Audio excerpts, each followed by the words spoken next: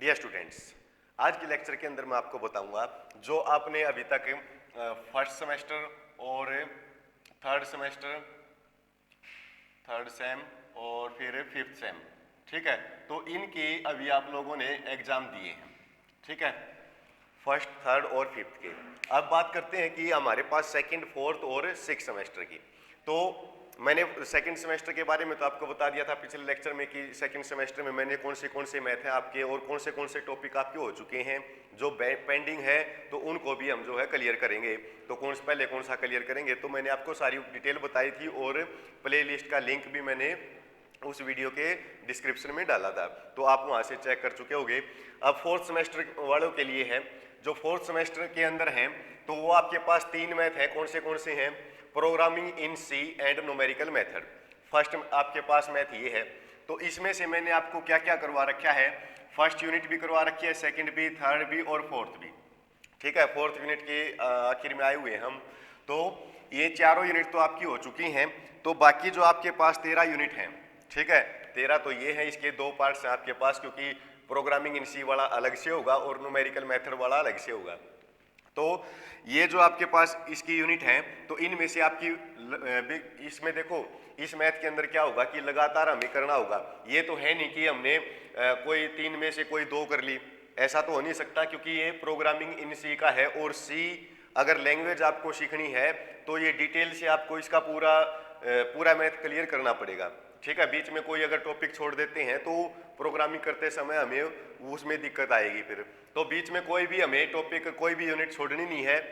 अगर आपका कोई भी टॉपिक क्लियर नहीं होता है इन यूनिट्स के अंदर, तो आप कमेंट करके बता सकते हो कि सर ये टॉपिक मेरा रह गया है, और उसको भी हम जो है क्लियर करेंगे, ठीक है।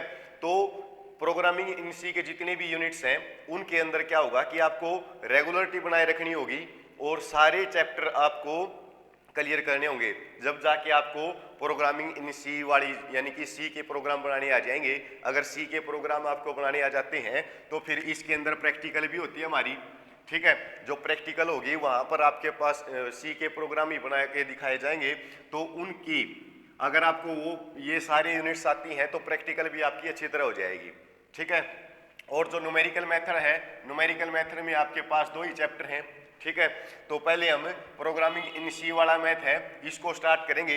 इसकी 4 यूनिट तो आप लोगों को मैं डिस्क्रिप्शन में उसका लिंक दे दूंगा प्ले लिस्ट का, वहां से आप इन चारों चैप्टर को देख लेना, ठीक है। उसके बाद मैं 5th चैप्टर से इसको स्टार्ट कर देता हूं और पूरा सिलेबस जो है इसका कवर करेंगे। उसके बाद हम सेकंड मैथ के ऊपर आएंगे, सीक्वेंस एंड सीरीज।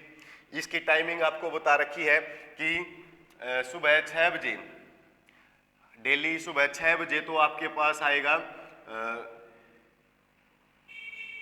डेली सुबह 6 बजे एक लेक्चर आएगा आपके पास। वो फिजिक्स का भी हो सकता है, केमिस्ट्री का भी हो सकता है, या फिर मैथ का भी हो सकता है, आएगा डेली 6 बजे ही, ठीक है। और एक फिर शाम को आएगा 4:30 बजे, ठीक है। एक फिर शाम को 4:30 बजे आएगा। तो ये भी एक लेक्चर जो होगा वो फिजिक्स का भी या केमिस्ट्री या फिर मैथ का, इनमें से एक लेक्चर जरूर आएगा आपके पास। डेली की है, डेली के 3 लेक्चर आपके पास आएंगे, एक फिर आएगा शाम को 8 बजे, ठीक है। तो ये 3 आपके पास ये टाइमिंग रहेगी। अगर इन तीनों टाइमिंग के ऊपर कोई ना कोई लेक्चर फिजिक्स का भी हो सकता है, केमिस्ट्री का भी या फिर मैथ का भी, तो आपके पास जरूर आएगा। और इस बात की हम पूरा गौर करेंगे कि आपके पास जो एग्जाम होंगे उन एग्जाम होने से पहले पूरा जो है आपके पास जितना भी सिलेबस है वो सारा का सारा यूट्यूब के ऊपर अपलोड कर दिया जाएगा, ठीक है। कोशिश हम यही रखेंगे। तो सीक्वेंस एंड सीरीज की आपके पास 7 यूनिट है, ठीक है। तो इनको क्लियर करेंगे। जो भी मैंने आपको इसमें से करवा रखा है, जैसे सीक्वेंस है, टोपोलॉजी का है, तो जो भी करवा रखा है वो डिस्क्रिप्शन में आपको उसकी प्लेलिस्ट मिल जाएगी। लास्ट है आपके पास special function and integral transform. तो इसके अंदर हमारे पास देखो 10 चैप्टर हैं, 10 यूनिट हैं। तो 10 की 10 यूनिट जो हैं इनमें से जो करवा रखे हैं, जैसे बेसल इक्वेशन जो फंक्शन है और इनवर्स लैपलास ट्रांसफॉर्मेशन है, तो ये जो करवा रखे हैं तो इनकी तो मैं आपको डिस्क्रिप्शन में लिंक दे दूंगा। और जो बाकी हमारे पास चैप्टर बचते हैं, पहले इस मैथ को करेंगे, उसके बाद सीक्वेंस एंड सीरीज को करेंगे और उसके बाद इस मैथ को करेंगे, ठीक है। तो तीनों मैथ आपके कंप्लीट हो जाएंगे एग्जाम से पहले ही।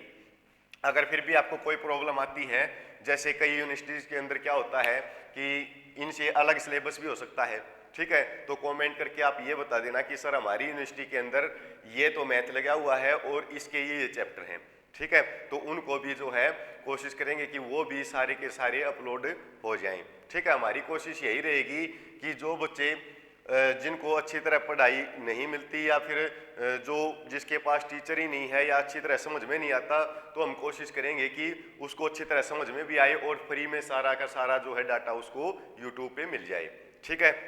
तो ये था आपका 4th सेमेस्टर के बारे में, आपको तीनों मैथ का पता चल गया और क्या क्या आपके पास अपलोड कर रखा है उसका लिंक आपको मिल जाएगा, ठीक है। ये टाइमिंग रहेगी आपकी 6 बजे, 4:30 बजे और 8:30 बजे, ठीक है। तो इस टाइमिंग के ऊपर आपके पास लेक्चर जरूर आ जाएगा और ये जितने भी हम लेक्चर बता रहे हैं इनको शेयर जरूर कर दिया करो, क्योंकि आपका रिस्पॉन्स मिलेगा तो हम जो है ज़्यादा मेहनत से और भी मेहनत करेंगे ज़्यादा, ठीक है, जिससे आपके पास जो है मैटर बहुत ज़्यादा आ जाएगा और जिससे आपका सिलेबस कंप्लीट हो जाएगा, ठीक है। तो क्लियर है। तो ये था 4th सेमेस्टर का। नेक्स्ट लेक्चर में मैं 6th सेमेस्टर वालों के लिए बताऊंगा कि उनके कौन से मैथ हैं और कौन सा सिलेबस उसके अंदर आया हुआ है, कितना हमने अपलोड कर रखा है और कितना बाकी है, फिर उसको भी हम अपलोड कर देंगे, ठीक है। क्लियर है, यही टाइमिंग रहेगी, ठीक है। Thank you.